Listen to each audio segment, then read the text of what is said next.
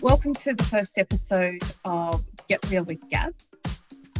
In this first episode, I'm going to give you a little bit of a backstory, but it was actually the catalyst for me to start this podcast.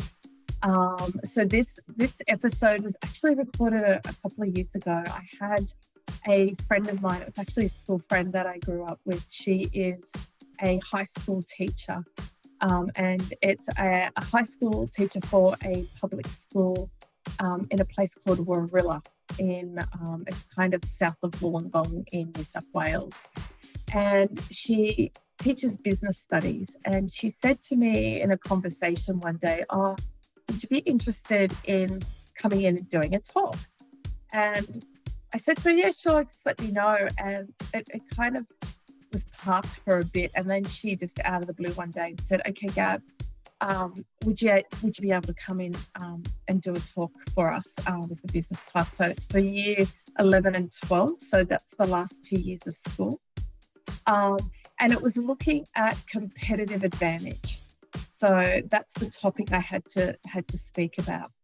And I remember thinking at the time, gosh, I've never really spoken to young adults. It's always been adults. And I was thinking, how can I get this, this topic across in a fun way? And so I ended up thinking about, okay, what are kids into these days? And the one thing I kind of thought about is I've got to make it relatable. And so I did my talk on Nike and Adidas, and I deep dived the competitive advantages of these two businesses, but kind of did it in a storytelling kind of way. And so what you see is me talking to the class around competitive advantage to do with Nike and Adidas. So it's a fun episode. There are some questions. It was all done on her iPhone, so it's not in a landscape. It's a little bit kind of all over the place, but you know what? This is what Get Real with Gab's about. It's not about perfection. It's about content. It's about getting a message across that, you can do things your way in business, and it doesn't need to be perfect. It's just got to be authentic, transparent. It has to have a soul, and it has to be around what you want to deliver in business. So I hope you enjoy the first episode, and for many to come.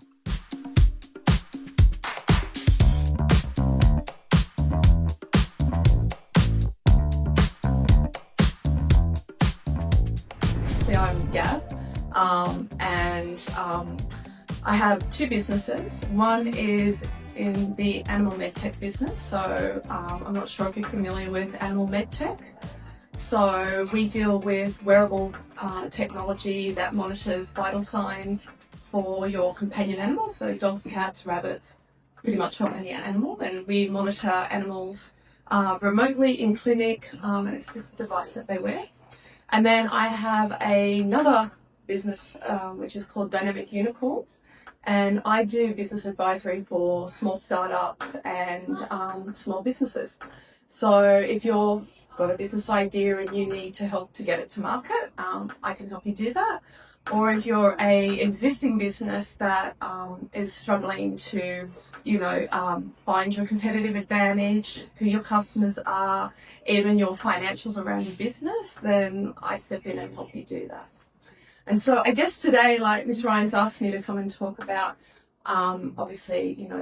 business models and competitive advantage. And I must admit, I was sitting here thinking, how do I actually make this really interesting for you guys? Because it can be quite boring when you're looking at numbers and how to make a business work and all of that. But hopefully I have succeeded when I get through my presentation.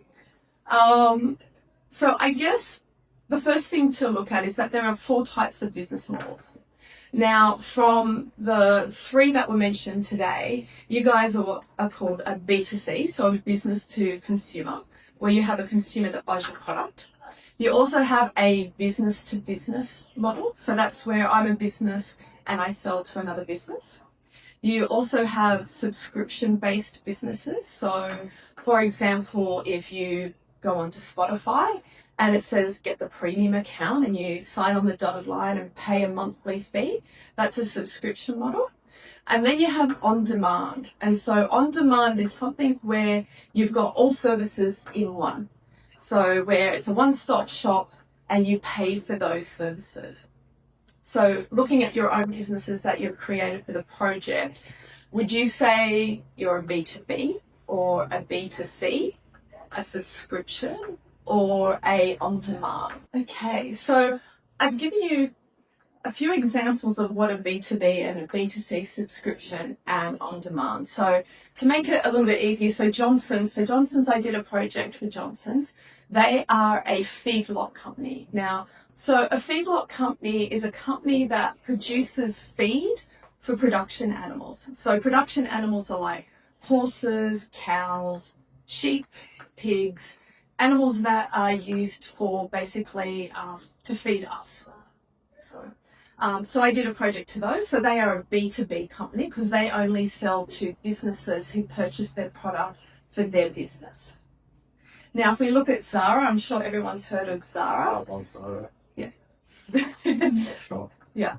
Yep. They're a B2C. So they're a business that provides clothing to you guys as consumers. Now, if we look at subscription, so I've actually included our business Warilla Sue in that. So we have two parts to our business. We have our corporate entity and then we have our product. And our product Warilla Sue is a subscription model. And how we do that is that if you're a veterinarian, you subscribe to use our product in your practice and you pay a monthly fee to do that.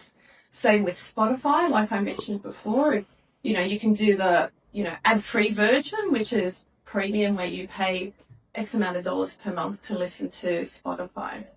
And then you've got on demand. So it's really interesting with on demand. You probably would have heard of bookings.com. It's like a place where you can, book your accommodation, book your flights. You can book things that is on demand where they take care of it for you, book it, send you your itinerary. Now, I don't know if you have heard of WeChat. Have any of you heard of WeChat? Okay. Have you heard of WhatsApp? Yeah. Okay, so WeChat is a Chinese version of WhatsApp. Now, the difference between WhatsApp and WeChat is that WeChat is on demand in China only. So you can book your Uber, you can buy things, you can actually chat to your friends like you would on WeChat, you can do business. So anything that you want to do that's on demand, WeChat will do for you. Any questions? Wait, so is WeChat only based in China? No, so you can actually get WeChat here. So I use WeChat because I deal with a few Chinese customers, but I can only chat with them. Yeah. I can send them videos or imagery, but I can't actually obviously use their services that are on demand because that's only based in China for that region. So if we wanted to, we have different apps for all that, for Uber and for Messenger and the different on demand, many lots, something. They do all that through WeChat. Yeah, so China works very, very differently because it is a closed society. So they have platforms that basically do multiple things for their consumers. A bit like Alibaba. I don't know if you've heard of Alibaba. Yeah. So Alibaba for people outside of China, you can purchase things through there. So you can purchase garments, clothing, things like that where you can import those in. Alibaba in China supply a whole lot of other things to the consumers of China. So it's almost like a shopping mall. Right. Question. What are these business models? So can anyone tell me what Instagram's business model might be?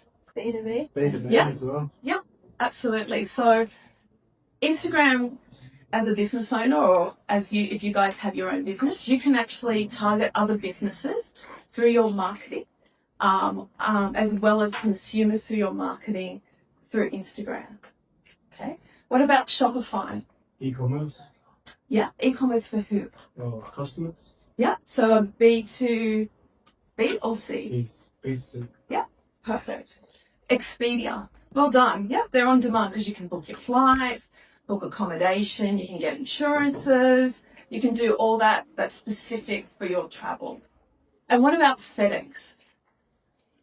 You know what it is? FedEx? So FedEx are a freighting company. See the planes flying over there. Oh, sorry, what was that? Over there?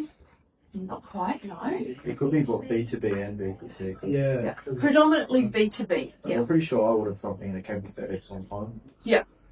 So mainly B2B, but they do have a B2C option as well. Well done, guys. Any questions? No? Competitive advantage. Now, here's where it gets really interesting as a business. So obviously, what was your name, sorry? Jackson. So obviously, as Jackson said, for his competitive advantage, it's around circularity and circularity of surfboards that they can either sell onto back to a new consumer or to another business, for example, depending on what your business model looks like. And their competitive advantages over other businesses that have surfboards is that they don't do that.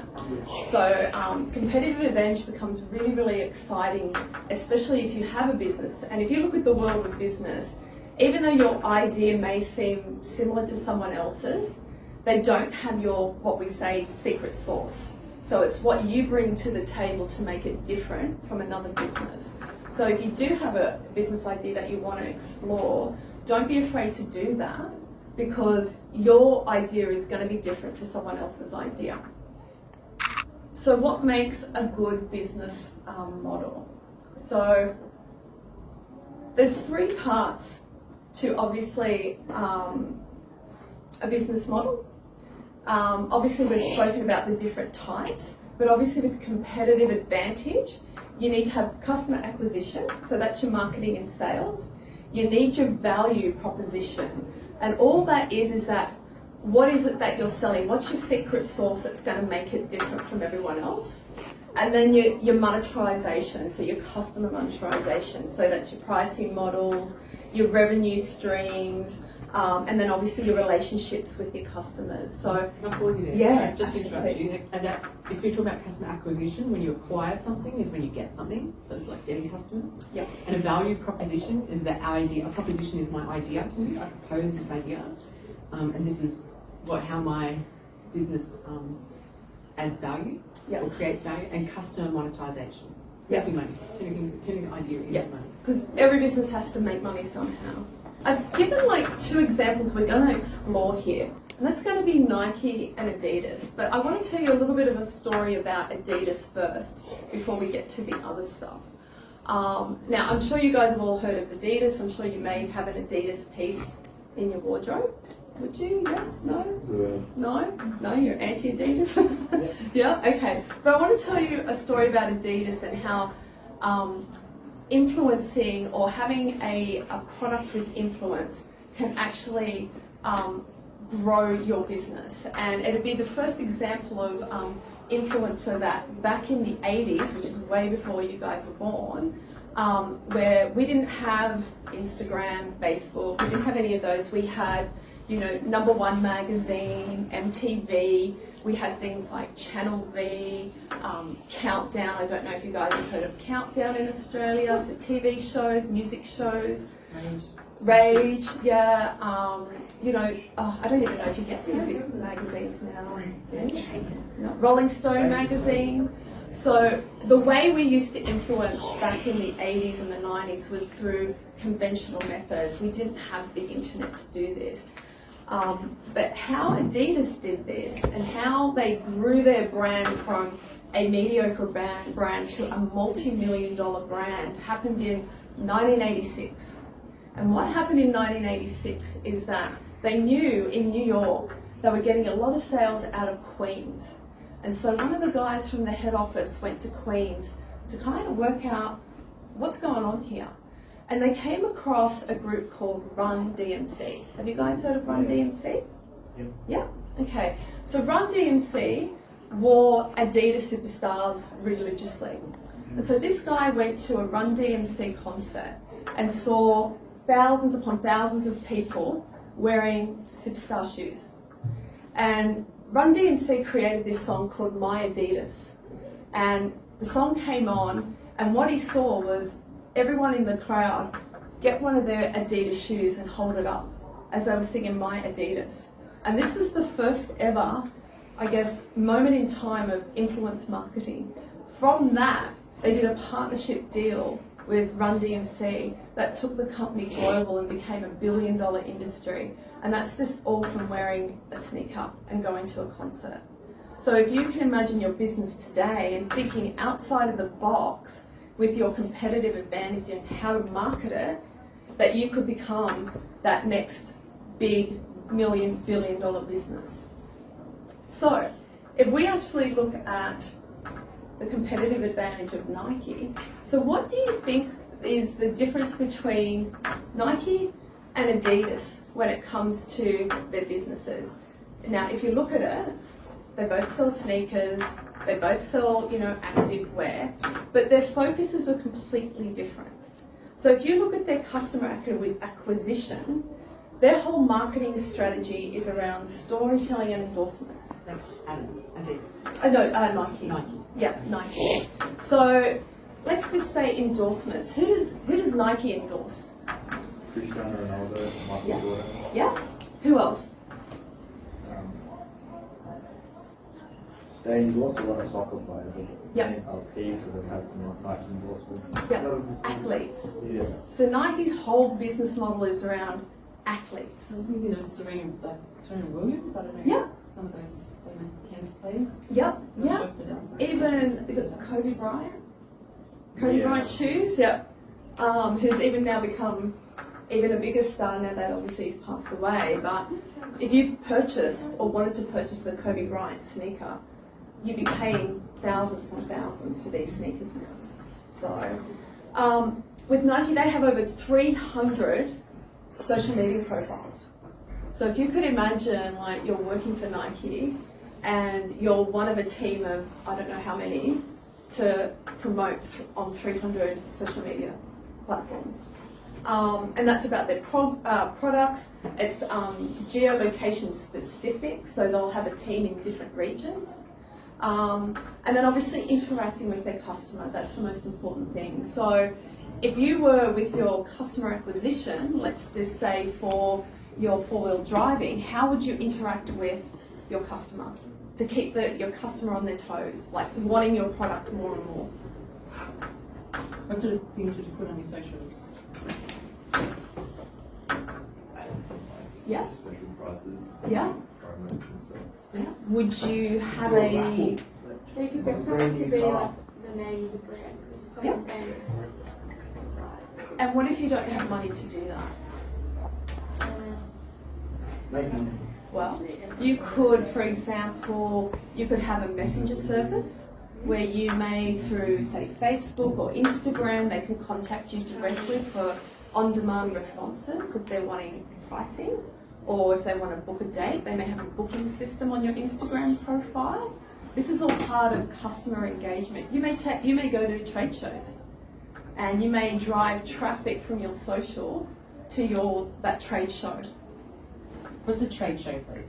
So a trade show would be, let's just say, you may have a four-wheel driving association where they have a big meetup at a place, say Sydney, where you can go and see other trucks, products, things that you may want to put on your four-wheel drives, where you can purchase at that place where everyone's going to visit, like an expo or like a market. It's almost like a massive big market, but it's for trade. So trade being you as a business, you'll go in there to purchase things at a wholesale price, not a retail price.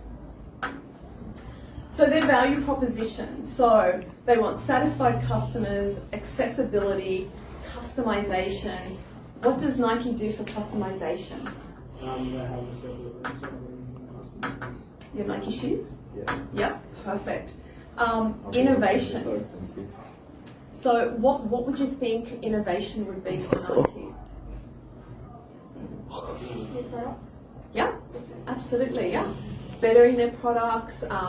For example, a lighter shoe, a more innovative shoe, something that will help you run better, walk better, play better. PAS, so product as a assistant, or product where you can actually go online and purchase your product that you want. That's a PAS system. And then obviously brand and status, and building that brand and status. So this is their value proposition as to why people keep coming back to Nike, because they know that they're innovative, it's accessible. They know that it's their customers are always going to be satisfied because it's superior quality. So they know if they get a shoe, it's not going to fall apart. It's going to have longevity and do what they say it's going to do. And then how do they monetize on this? So obviously their pricing structure. So it's a capital purchase. So do you know what a capital purchase is? A capital purchase is where you go online, you buy that product, and you have that product. So you're not putting it on Clara. You know how Clara, you can pay it off in installments, or you're not doing a subscription where you pay a monthly fee. A capital purchase is where you pay the full amount for that product in full. But they also offer afterpay. Obviously their revenue streams are through their footwear, their clothing or apparel, and equipment, because Nike do equipment. Sorry, just interrupting you. Just to be clear, what is revenue? Money you make. The amount of money that comes into the business. So sales revenue. So if that price times quantity, please put your phone up in a way. The price times quantity is your sales revenue. Yep. Thanks, sorry to interrupt you there. No, go for So you're it. looking at revenue streams. Yep. And then obviously customer relationships. So they have a lot of sponsorships. So high profile sponsors like Ronaldo, like, well, it would have been Kobe Bryant if he was still alive, Serena, a few of the other ones that you mentioned who I can't remember. Yeah, there are a lot. There's a lot. They also have partnerships. So one of their biggest partnerships is with Amazon. So I don't know if you know a lot about Amazon. Amazon is a global platform where you can buy and sell products, but Amazon actually do a little bit more than that. So Amazon have a data infrastructure system where you as a business can house your data on their cloud infrastructure. And they have one of the biggest ones in the world that has the biggest security, and obviously the biggest amount of servers in different continents. Do you know what data housing is? Can you imagine what it is? So when you go to checkout, all the details can already be there to like purchase. Yeah, that's one thing, yeah. So data housing would be, and I'll give you an example of, say, Wireless do our product. We collect vital signs of animals. So every vital sign that you can see on, say, a screen is a data point. And so if you're collecting a data point, which we collect every 2 seconds, we're collecting a data point that has to be put somewhere. Like vital signs, the heartbeat. The heartbeat, yeah. So every 2 seconds you get a heartbeat, but that heartbeat is in a digital format. And so that digital format we're putting on a cloud-based server, which is housed by AWS. In some country, obviously in Australia it has to be held within Australia. If it's in UK, it's held in UK. Right. So, but they're a massive global organisation that can do a lot of good for your business, not just from a consumer perspective. It's like a giant USB. Oh, yeah, absolutely. Like that's a warehouse size. Yeah. And then the other thing that they do is direct to consumer and VIP. So, do we have any questions? Hopefully I'm not boring you too much with this. Any questions on Nike? No? Okay, so if we look at Adidas, what do you think Adidas as a brand is? So they're very different from Nike, where Nike, their focus is on athletes. What do you think Adidas's focus might be on? Lifestyle. Exactly, leisure wear. Everything about leisure, looking the part, being a part of a community of other people that believe the same thing you do, wearing your Adidas, gear. Wow. Yeah. So it's a clear target market segmentation. It is, yeah. Between the two companies. Athleisure wear and leisure wear are very two different markets, because you're targeting your product to two different types of people. So if you're a Nike purchaser, you know that performance, you're an athlete, even though you may not be an athlete, but you may be going to the gym, you may be a runner, you may do CrossFit, you may do certain things that are better in your performance. And what better way to do it than in cool Nike gear that is innovated for that. Whereas Adidas is all about looking cool, with, you know, if you want to go to the gym, you can, but it's about looking cool outside of the gym. So that explains why Yeezy was popular. He's all about looking cool. The cool. He's no athlete. Not anymore. No. Well, he's not anymore because he blew was, that, yeah. He lost a block. Yeah. Yeah. But Adidas is renowned for being, if you're hooked up with Adidas, so if you look at one of their obviously monetization is high profile partnerships. You look at Beyonce. So have you guys heard of Ivy Park? The brand Ivy Park? So that's Beyonce's brand, and she's partnered with Adidas to bring that product to market. If you look at more recently, Gucci have partnered with Adidas to do very high-end tracksuits that have the Gucci and the Adidas brand on it, and it's still the 3 stripes. It's still a very similar looking tracksuit that the Adidas person would wear, other than the price tag. Yeah.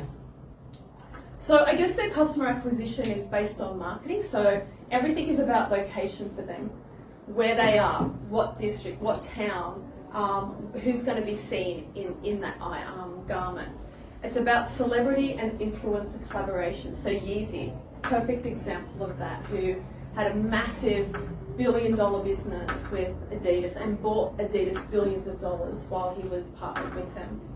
And then consistent messaging. So can you guys give me an example of consistent messaging, or maybe explain to me what you think consistent messaging would be? And consistent messaging pertains to social media and how you talk to your customers. Any of you know? Because this would be important. If you think of the brands that you follow, name a clothing brand you might follow. Come on, ladies. I know you girls have probably got like a gazillion of them on your profiles. What do you wear?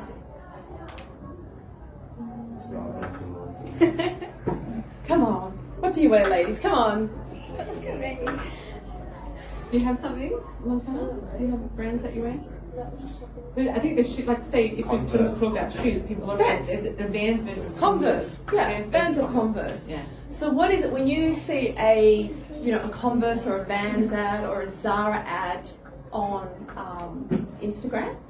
What is it about their messaging that is consistent every time you see those brands or you see that brand pop up? It could be about sustainability. It could be around the newest, latest thing. Discounts. Like Rip Curl versus Discounts. It could be discounts. Rip Curl Absolutely. versus Billabong.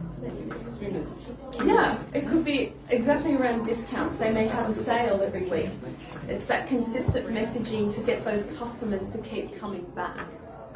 And obviously their value proposition is own your own game. So what do you think own your own game means? Okay, you. What do you think own your own game means? Jack. Jack. Either or. Think about it. Wear what you want. Yeah. Wear what you want. Exactly. Yeah. Be your own person. Have your own game. Have your own swag, as they used to say in the old hip-hop days. You got swag. Brand credibility. Now, unfortunately, with Yeezy, that may or may not have ruined their brand credibility, but everything's about brand credibility. Customer experience, that customer experience is consistent. Innovation, sustainability is a big thing for Adidas, and so they do a lot of innovation around sustainability, and obviously their brand status and credibility. And so how do they monetize on that?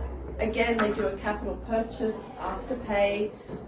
Their whole revenue streams is footwear, apparel, and sportswear. So sportswear not in the traditional sense. Sportswear as in that you can wear your tracksuit out to a cafe or out to a nightclub with your Adidas sneakers and your bling bling and your Adidas hat and look cool. And then obviously building their relationships through their partnerships, direct to consumer again. They've got VIP, so you could become a VIP member of Adidas. And then obviously key city portfolio. What's that mean? So meaning a lot of brands at the moment, like the traditional sense is that they would open up a shop in a major city and see how that shop went. You know, during COVID, a lot of people closed those shops, bricks and mortar shops, and then obviously did everything online. Now, a key city portfolio is meaning, okay, where are our customers situated? What cities are that? And then opening up stores of where those customers are. So these businesses are multi-billion-dollar businesses that have financial resources to actually look at the data as to specific cities, towns, places of where big consumer purchases are happening. And that's what their focus will be on, okay, let's supply that consumer with, you know, a store or a collaboration with another business there to bring Adidas. So I'll give you an example of a key partnership city collaboration. Okay, so PE Nation is, and I encourage you guys to have a look at it online. It's like tights, and they do, you know, athleisure wear for women. They've just signed and opened up a first key city store in London with ASIC. So when you go into this ASIC store, you'll also see PE Nation in this store. And so that's what a key city partnership portfolio is. It's a way to grow your business. Way to grow your business. So PE Nation was set up by two Aussie girls, Claire and Pip, who I've personally worked with. And they're based in Sydney, and over the last 6 years they've built this from a small little online store to a $1 million empire. That is so interesting. One of our dot points is to look at an Australian business expanding globally. Yeah, PE Nation, yeah. A really interesting, I guess, portfolio to look at. So, and how they ended up starting is that they ended up going to another business and said, would you back us? And so this business is a manufacturing business.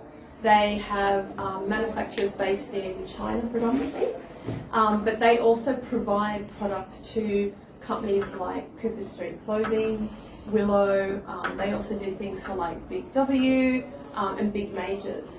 And so they took a punt and backed these girls financially, and within 2 years they were on their own feet because the business just grew. So do we have any questions about Adidas? No? And competitive advantage? So if we look at your businesses and looking at your own businesses, and how would you get started? How would you promote to your customers? What is your pricing structure? How would you grow that business? And looking at like your secret sauce as well, like, and staying true to your secret sauce to build that. You know, if you look at, say, your customer acquisition, you know, there's several ways that you can do it. Obviously, social media is a big way of doing it, but also networking, attending, say, events where you know your customers may be at. It's also, you know, using the different platforms. And the people that are obviously looking at your business, you'll need to do research around where they actually go to find information about products they want to buy, because not everyone's on, you know, Instagram, Facebook, TikTok. They may actually go through digital marketing magazines such as, I'm not sure if there is, but you know, 4wheeldrives.com or something, you know what I mean? Like, so it's researching where your customers get information and then marketing to those customers through those channels. So the one thing I would encourage you to do is not just necessarily think that your customer base is going to be social media, because a lot of the time they're not. So if I use the example of our business Wirilla Sue, our customer base is through LinkedIn. They're professionals, they're veterinarians, big corporates. They don't go to social media to look for new product. So if we were just to focus on social media, we wouldn't attain customers because that's not where they are at. So it's looking at your market and making sure you're speaking to that market of where they actually attend, you know, finding information about your product. So we had a quick look at LinkedIn earlier. LinkedIn is like Facebook for professional people. Yeah. It's almost like a platform where, say for example, you get out of school and you want to become a marketing coordinator through LinkedIn, you will be able to build your professional network. And what that network will enable you to do is that if there's jobs that come up, or maybe there's an opportunity you want to work for someone, you can actually promote what you're doing within your own work, your own business on that site, to get customers to know you and people to know who you are. Contracts. So one of the things Miss Ryan wanted me to talk to you guys about was around contracts, and what kind of contracts and how you go about getting contracts. So simple thing is there's 3 kinds of contracts: written, verbal, and a standard form. Obviously, a written is that you go to a lawyer and you get a contract written up regarding your business. Verbal is obviously a verbal agreement. Verbal agreements become a little bit tricky because it's always he said, you said, and in a court of law it's trying to prove that. So if you are ever going down the route of a handshake, make sure you get some kind of contract written so everyone is clear on what you are doing for that business. And then obviously a standard form. So a standard form, to give you an example, would be a privacy statement. You know how you read as privacy statement, you accept it, saying you understand it? That would be a type of a standard form that you've agreed to accept their terms and conditions. Okay. Yeah, I think the contract is a really practical thing because a lot of people have, like I was saying to you before, like have the theory about the ideas of a business, but actually the nuts and bolts of it is how do we lock that in? Protect yourselves. Yeah, even a partnership agreement. Yeah. Partnerships are all about protecting yourself, and I thought I'd give you the example of why let's do our business. So we have different forms of contracts. We have a manufacturer contract. So we manufacture in Switzerland. So obviously with Switzerland, we have to speak with the supplier and say, right, this is what we want. And then we agree on how that's going to be manufactured. It's also under that contract, have you heard of intellectual property? IP. Yep, so for those of you that may not be sure of IP, you may have developed something which no one else has developed in the world, where you want to protect that. And in order to protect that, you need to go to a IP lawyer where they write a contract and submit it into, there's different areas globally where you can submit it to protect your IP on a global basis. You can do it locally or globally. So we had a contract for our manufacturer to make sure that we have and we keep our IP, so that's one contract. And then also manufacturing terms, which includes the materials that they're going to use, how it's going to be manufactured, if there's other things they're going to be doing like distributing that product globally for us, that would have all that information in that contract. We also have a supplier, so we also work with other suppliers like AWS regarding our data. So we need to make sure our data is owned by us, it's protected, meaning that AWS or no one else, like say the Medibank breach, they've hacked in and stolen our data. We need to make sure that all of that is protected through a contract. So AWS was the data. Data, yeah, so they also do data and we house our data on there. But in order for us to have that data protected and we own it, we still had to have a contract in place to make sure that they don't steal our data. And then we've got obviously our customer agreements or contracts, which is our subscription agreement. And what that actually puts in a subscription agreement is what will happen if they lose the product, what will the payment terms, what will happen at the end of that contract. Obviously, if there's a dispute, where they would dispute that. So for example, our head office is in the UK. If they want to dispute a payment or something about the product, it would have to be fought in the UK, not in Australia, because that's where your head office, wherever your head office is where the action against you will take place, not if you're in a different country. So is there any reason you set up in the UK? We set up in the UK because they had better tax advantages and they were better aligned with supporting startups with financial resources. Australia doesn't tend to do that. So if you're a startup business like we were, and you were wanting to get money for your business to help build your business, the Australian government doesn't recognise that. So unless you're turning over $1.2 million a year in revenue. Really? That's not a startup. No, it's a full-fledged SME. So, and an SME is a small, medium enterprise, in case you weren't sure of that. Yeah. Yeah. Is IP and like trademarking something the same thing in an extent? Similar but different. So trademarking you can do on designs, your logo, you can do on a saying, but it has the same protection as IP. IP, you have to actually get a lawyer to write what is the process of that IP, or what is it that makes it different that you want to trademark from something else. So for example, with our tailpiece, we had to, our tailpiece for our product in the Warilla suit, we actually had a lawyer write up a contract which we submitted, and we submitted it into Australia, US, Europe, and there was a few other jurisdictions. So if you're wanting to protect your intellectual property, you have to submit it into different countries, which becomes quite costly.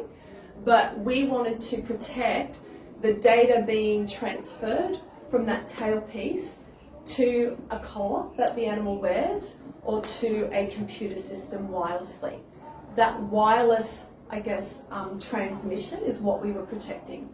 Now, with our trademark, we trademarked our designs, so no one could make a product like that looked like it, that had the arm attachments, the inserts for the arm attachments, all of that we trademarked separately. So if someone built something similar, we were able to take them to court and say, no, you can't actually build it that way. So it has the same outcome, they're just two different things. And you would both go to different lawyers to actually do that. So you have lawyers that specialise in trademarks, and you have lawyers that specialise in IP. You also have lawyers that specialise in different commercial contracts. So you'd go see Fred, who's a commercial lawyer, who specialises in commercial law and writing contracts for commercial law. So I guess one of the things that Ms. Ryan asked me is, why did we go to Switzerland? How did we meet people in Switzerland to make our product? There's a few ways that you can do it. We were fortunate enough to meet someone at a medical conference that was from the canton of Neuchâtel. Now, all the canton means is that there's different areas in Switzerland, like New South Wales. Neuchâtel is a different area in Switzerland. Neuchâtel basically is the watchmaking capital of Switzerland, so your Cartiers, just trying to think, Patek, Philippe, all of those high-end brands, they do a lot of micronized technology. They also do a lot of micronized technology around Bluetooth, medical equipment such as ECG, all of that. So we went there, we got introduced to obviously the canton itself, and we did a deal with them to manufacture in Switzerland under one of their partnership programs. Now, if, say, you wanted to expand your surfboard idea to, say, the US, you would go to Austrade, and you would say to Austrade, I'm looking to expand into the US. Can you help me, one, expand, introduce me to partners that I can partner with over there? Now, that could be manufacturing partners, it could be an agent or a distribution centre, and they will help you set up your business under Austrade in that country and get you those resources. So you don't necessarily have to meet someone who lives in that country. Austrade have very specific countries that they focus on. So for example, the Middle East, UK, they've just done a trade deal with the UK, and what that means is that we'll be able to trade with the UK directly without having really large taxes put on businesses in Australia. They also deal with like Singapore, Vietnam, Indonesia, and US is a big part of their focus for Australian businesses wanting to expand into other countries. So if you went to them and said, this is what I'm thinking of doing with my business and expanding into these countries, they will help you set up and succeed in those countries. That's straight. Thank you. Yeah. We've just got a couple of minutes to the bell and Yeah. the kids are all going to run out the door. Yeah, any I don't want to questions? go to English, so. Yeah, I'll Get say. going. I've got a history group about to run in the door. Did you want to finish up? Yeah. Yeah, any questions? Anything you're not sure of or you want to ask? How long ago did you start your business? How long ago? Yeah. Wireless we started in 2012 and we launched in 2021. So it took almost 10 years of development. And because it's a medical device. Did COVID push it back a lot? Like, Yeah. Yeah, because Switzerland shut down for most of 2020. Because they had, Switzerland is a country where Italians, French, German all work in this small country, and so they had COVID throughout. So we were closed for probably 7 months. Yeah, so it did set us back. Yeah, Jackson, is it Jackson? Yeah. How your business is going now? Yeah, good. So we have launched. We've done. We've obviously launched in the UK, here in Australia, and we're building our EU components, so Europe. With dynamic unicorns, just started, but still building.